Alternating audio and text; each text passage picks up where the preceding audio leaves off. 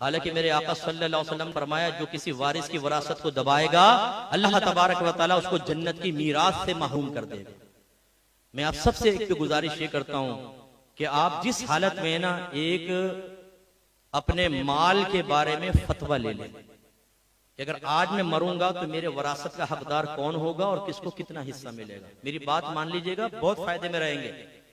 वरना मैं अवामी आदमी हूं, मैंने बाप के मरने के बाद अपने सामने छोटे भाई को बड़े भाई का और बड़े भाई को छोटे भाई का गिरबान पकड़ते हुए देखा है। मारपीट होती है आपस में अब्बा की प्रॉपर्टी की तकसीम के ऊपर। अब्बा तो चले गए दुनिया से और बाद वक्त दो दो शादियां करके चले जाते हैं। आप में से भी हो सकता है ऐसा हो कि कोई अपने सर के बाल कम करने के लिए दूसरी शादी के ख्वाब देख रहा हो। आता जाता कुछ नहीं है, दूसरी शादी के ख्वाब नजर आ रहे हैं। आपको पता है अदल इंसाफ कैसे होगा?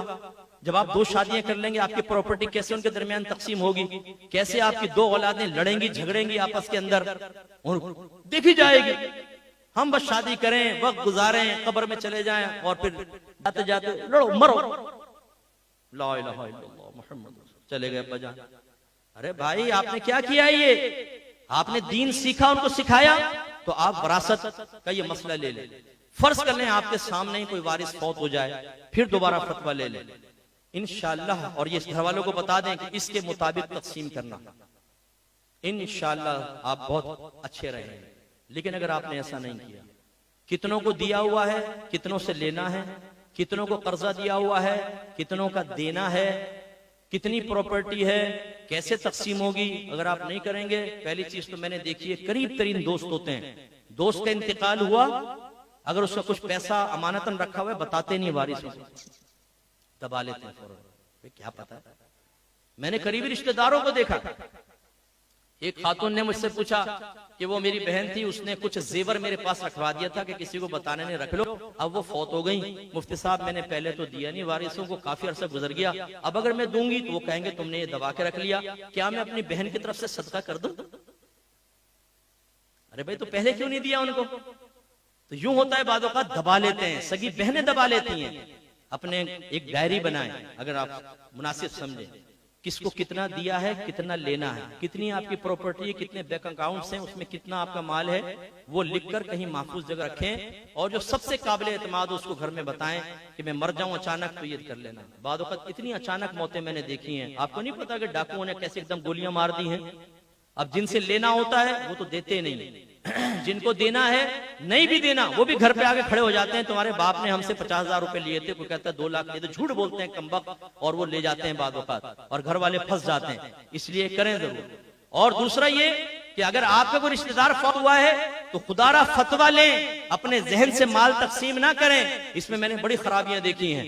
बाद वक़्त चलता हुआ कारोबार है, आप वालिद साहब के साथ मिल गए थे, कारोबार को उठाने में यकीनन आपकी मेहनत का दखल है, लेकिन कारोबार वालिद का था। अब वालिद का अचानक इंतकाल हुआ, बेटा कहता है कि चूंकि मैंने इस कारोबार को उठाया मैं ज्यादा हिस्सा लूंगा। आपने मालूम किया है कि शरीयत क्या कह रही है इसके बारे में? कैसे आप ले लेंगे? अब्बा के कारोबार में आपने मेहनत की है, आपको ज्यादा हिस्सा किस चीज मिलेगा? क्या शरीयत ये कह रही है? तो लाइए इस पर दलील। याद रखें, ये तमाम वारिसों का हक है। वालिद के इंतकाल के बाद जितना मुनाफा होता रहेगा, वरासत के हिस्सों के मुताबिक इसका नफा सब बहन भाइयों वगैरह के अंदर तकसीम होता रहेगा। आपने कहां से हिसाब किताब बना लिया? ऐसे ही अगर वालिद साहब का प्लॉट था, आपने ऊपर की मंजिल खुद बना ली कि मैं ऊपर शिफ्ट हो जाऊंगा बीवी बच्चों को लेकर, बना ली साहब। वालिद का इंतकाल हुआ तो आप कहते हैं ये ऊपर की तो मेरी है, इसका जितना पैसा आएगा वो सब मेरा होगा, बाकी नीचे का तुम लोग आपस में तकसीम करोगे, उसमें से भी मेरा हिस्सा निकालो। मालूम किया है आपने कि जिन बहन भाइयों के और अब्बा के प्लॉट के ऊपर आपने ऊपर की मंजिल बनाई, उसका कितना हिस्सा आपको मिलना चाहिए? और शरई मसला क्या है? शरई मसला ये है कि आप ज्यादा नहीं ले सकते। हाँ, अगर वारिस राजी हो खुद ही कहे चलो अच्छा ले लो, अलग बात है, लेकिन अगर वो राजी नहीं है तो आप ज्यादा नहीं ले सकते। अगर आप कहें जी मेरे इस ऊपर के पोर्शन की वजह से कीमत बढ़ गई है, तो शरई लिहाज से कहा जाएगा इसको तोड़ो और इसका मलबा ले जाकर बेच लो। कोई पैसा नहीं मिलेगा तुम्हें, सिर्फ मलबा मिलेगा, मलबा बेचो जाके, जाओ। शरीयत तो सीखें। हम में से बहुत सारे ऐसे हैं, अल्लाह ने इतना पैसा दिया, करोड़पति हैं, लेकिन फिर भी करोड़ों की वरासत दबाकर बैठे हुए हैं। शर्म नहीं आती कि आपको अल्लाह ने कितना दिया था, उसके बावजूद हिर्स और लालच खत्म ही नहीं होती कि आपने बहनों का हिस्सा दबाया हुआ है, भाइयों का हिस्सा दबाया हुआ है, फुफियों और चचाओं का हिस्सा दबाया हुआ है। मेरे आका सल्लल्लाहु अलैहि वसल्लम ने सही फरमाया, अगर बनी आदम को सोने की 2 वादियां दे दी जाएं तो ये तमन्ना करेगा कि एक और सोने की वादी मुझे मिल जाए।